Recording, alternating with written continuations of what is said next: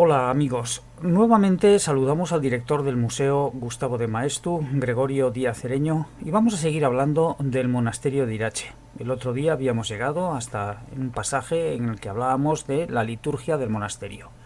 Pero antes de entrar como de costumbre en materia, saludamos cordialmente a Gregorio. ¿Qué tal? ¿Cómo estás? Hola, aquí disfrutando un día más de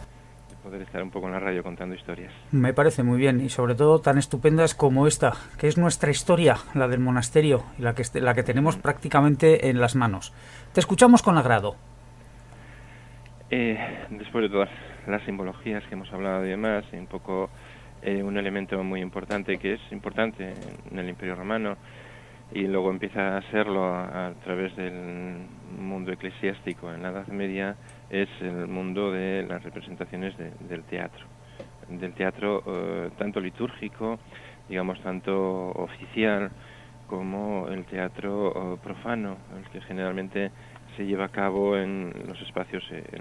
eclesiásticos. Tanto, como decíamos en la anterior charla, en el interior de las iglesias, como bien en la parte exterior, como puede ser el elemento de los porches, lo cual hace que esa celebración adquiera un carácter popular muy importante. Y si ya en su momento hablábamos cómo por medio del arte se contribuye a difundir la palabra, se contribuye a difundir el sermón, todo lo que está vinculado, digamos, a la ceremonia, a la liturgia, con el teatro también se va a contribuir de una manera muy rica a todo este tipo de representaciones, porque al fin y al cabo lo que se permite es que el pueblo, por medio de la teatralización, ejercida muchas veces por los propios eclesiásticos y demás, pueden acceder mucho mejor al conocimiento de la palabra. En algunos casos incluso hemos conservado dentro de la iglesia los lugares que ocupaban como escenario eh, la obra teatral en la que se lleva a cabo la representación. Aunque ya es un poco avanzado, es de finales del gótico. En la planta de la Catedral de Valencia se conserva textos en los cuales nos hablan de los lugares de distribución de este teatro y los usos que se le daban. Por ejemplo, la sala capitular era el lugar al cual se dedicaba para vestuario. A través del segundo tramo de la nave principal era el itinerario que llevaban a cabo los actores para salir a la escena. Iban pasando a través de lo que era el espacio del coro para llegar a la parte, digamos, principal, el catafalco, situado donde el altar, y junto a él se colocaba, en este caso, representación mariana, el coro de María. Después de aquí pasaban directamente a lo que es el deambulatorio, un poco seguimos el itinerario después de la cabecera, y en la cabecera pasaban a dos capillas, una serie de capillas que estaban, cuatro, perdón, en ese deambulatorio, en esa girola, que eran lo que se llamaban las capillas del huerto, la del Calvario, la del Sepulcro y la del Monte de los Olivos, con lo cual vemos perfectamente el tipo de representación que se hacía en cada una de ellas. Posteriormente de esta girola, de este deambulatorio, se pasaba al crucero y ya posteriormente a las naves destinadas al público, que eran las situadas en la nave principal a los lados del coro. Vemos que de alguna manera toda esta estructura con el paso del tiempo se va regulando, porque aunque lo volveremos a citar posteriormente, estamos hablando de teatro litúrgico, estamos hablando de iglesia, pero la iglesia como institución, otra cosa es con los particularismos de cada zona y demás, generalmente siempre se opuso, insisto, como institución, no como lugar. Es importante este carácter de institución, de remarcar el carácter de institución como iglesia constituida para no prohibir, no es la palabra prohibir, sino digamos una oposición que no acaba con la representación teatral por esos abusos, de los cuales pues esa representación que hablábamos anteriormente el otro día, como lo que eran la misa del burro, la fiesta del burro, la llamada Festa Sinorum, en la cual la jerarquía se trastoca y por lo tanto se llevan a cabo muchas burlas. Hay que tener en cuenta que en fiestas como la del burro se llegaba incluso a echar excrementos en el altar y demás, con lo cual hoy en día con la mentalidad pues puede parecernos una aberración, y sin embargo de esta manera nos permite ver cómo esa Edad Media tan oscura de la que hemos hablado muchas veces y demás, bueno, lo es evidentemente, pero hay unas cotas de libertad, días determinados y demás, donde se permite, digamos, sobrevivir, subvertir el orden, y de esa manera que la gente pueda tener esa especie de libertad que en un día puede situarse en unos esquemas bastante distintos. Sin embargo, es curioso esa oposición, pero lo que sí es importante es, y la pervivencia de este teatro era la buena acogida que tenía entre el público, sobre todo lo que era el drama litúrgico, que insisto, era recreado por los clérigos, los cuales dieron paso a una forma de expresión que va adquiriendo un punto al margen del propio culto y demás. Hay que tener también en cuenta que a la tendencia de lo que es este ambiente que podríamos llamar litúrgico, teatral y demás, aunque sea contradictorio con esa posición de la Iglesia, contribuye la misma tendencia de la Iglesia medieval a aceptar de ceremonias y devociones particulares, digamos un poco, pues para que el hombre sencillo, el hombre de la calle pueda pues entender los signos, los gestos, las fórmulas que para él eran de bastante importancia, y entonces cualquier ceremonia que permitiese el obispo, pues lo que se consigue es alcanzar pues eso, una especie de categoría de liturgia. Evidentemente todo esto muchas veces es mucho más complejo de lo que puede ser la simple definición por la propia complejidad de la época, aunque nos pueda parecer absurdo. Digamos que la risa a nivel eclesiástico, pero sobre todo a nivel monacal, no es que esté prohibida, pero casi podríamos decir que sí, porque el monje que aspira a la eternidad, o el fiel, o aquella persona que busca la cercanía de la divinidad, en la impasibilidad del gesto, del rostro y demás, está, digamos, un gesto de eternidad, mientras que en cualquier gesto que lleve a cabo ese rostro, lo que va a demostrar fundamentalmente es emoción ante algo, bien dolor ante una escena violenta, terror o sonrisa ante un elemento jocoso, y por lo tanto eso ya marca una imagen de temporalidad que lo aleja de la misma divinidad. Por eso el que existan fiestas determinadas en las cuales puede participar simplemente el pueblo porque se realizan en la calle, como puedan ser los carnavales y demás, o eclesiástico porque son los propios monjes los que intervienen, pues provoca una contradicción bastante importante en la propia Iglesia. Pero sin embargo tenemos que tener en cuenta eso, que es la propia Iglesia, la propia religión la que genera el drama religioso,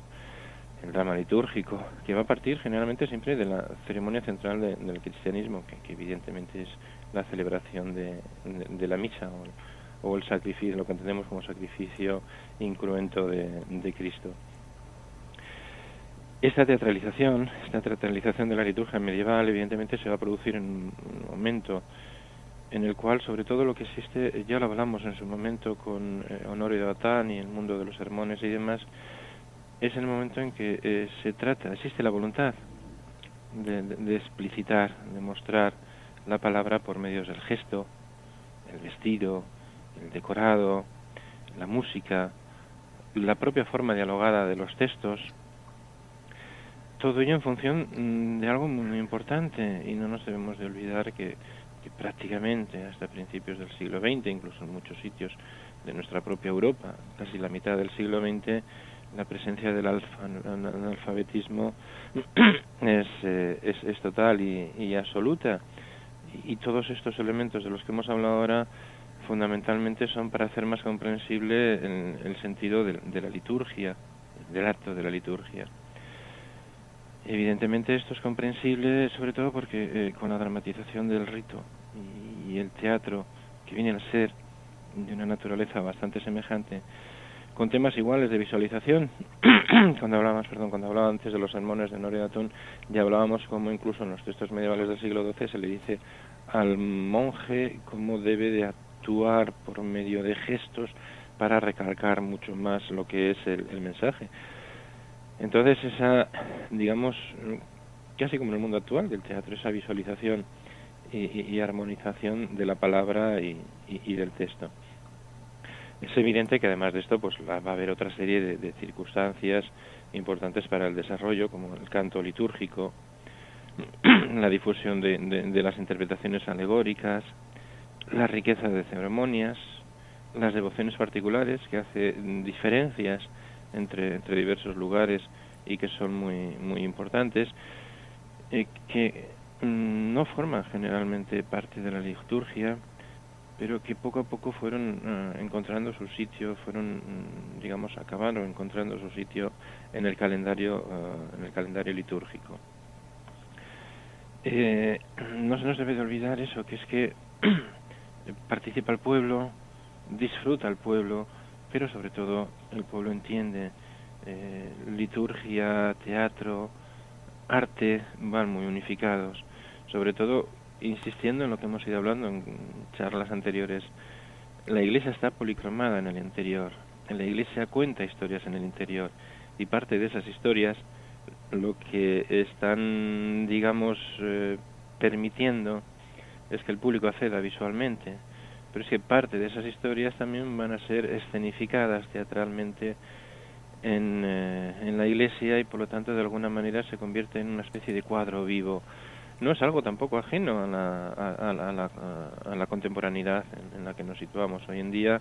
si tenemos en cuenta que en el siglo XX eran muy corrientes en ambientes cortesanos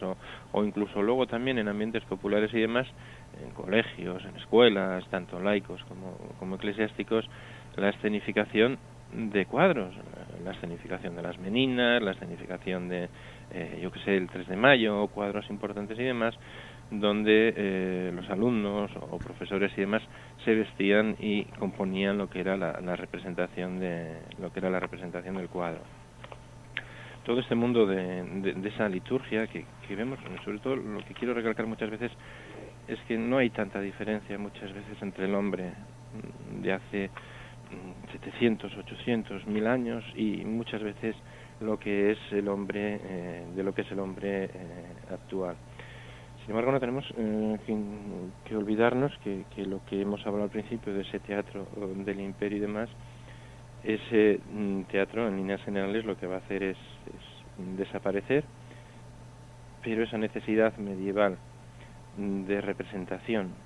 de lugar en el que se lleva a cabo una representación, de espectáculo social, al fin y al cabo y demás, es un poco lo que va a permitir esa supervivencia. Representaciones en las que hemos dicho anteriormente gesto, palabra, luz, la música como un elemento importante, el canto contribuye a crear muchas veces, a pesar de la visualidad del elemento, una cierta representación de misterio en el cual se permite al fiel que acude a contemplarla después de hablar de toda esta representación, evidentemente está en función, que hemos hablado de la posición de la Iglesia, pues de que se harán porque la mayoría de estas historias, sobre todo en el drama litúrgico fundamental, giran en torno a un héroe, y ese héroe pues evidentemente es el fundador de sus creencias, que en este caso pues es la imagen de Cristo,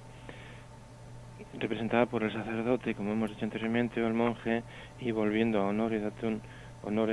ya veíamos cómo representaba al sacerdote, digamos casi como un sacerdote trágico que representa el teatro de Cristo. Y como hemos hablado de actualidad, pues evidentemente, aunque es ya posterior al San Francisco, el siglo XIII y demás, esos belenes vivientes que se siguen representando hoy en día dentro de la tradición cristiana y demás, pues que evocan esas mismas representaciones y demás, que al fin y al cabo pues es como una especie de paso de lo que era el oficio divino y demás, un poco más tarde, a lo que era el elemento del drama litúrgico. Y dentro de esos belenes y demás, como un elemento primitivo que nos lleva al siglo XII y demás, son los autos de los Reyes Magos, de los cuales ya hablamos en su momento un poco y volveremos a comentar como representación, digamos, bastante antigua. Estamos hablando que algunos de los textos, el de Toledo, se conserva se piensa del siglo XII y por lo tanto contribuye a darnos esa presencia de antigüedad. Muy bien. Sí. Si te parece, Gregorio, sí, nuestro tiempo ya se está cumpliendo, entonces apuntamos esto que nos comentabas sobre los Reyes Magos y lo dejamos para la charla. Exactamente, para la próxima semana. Muchísimas gracias.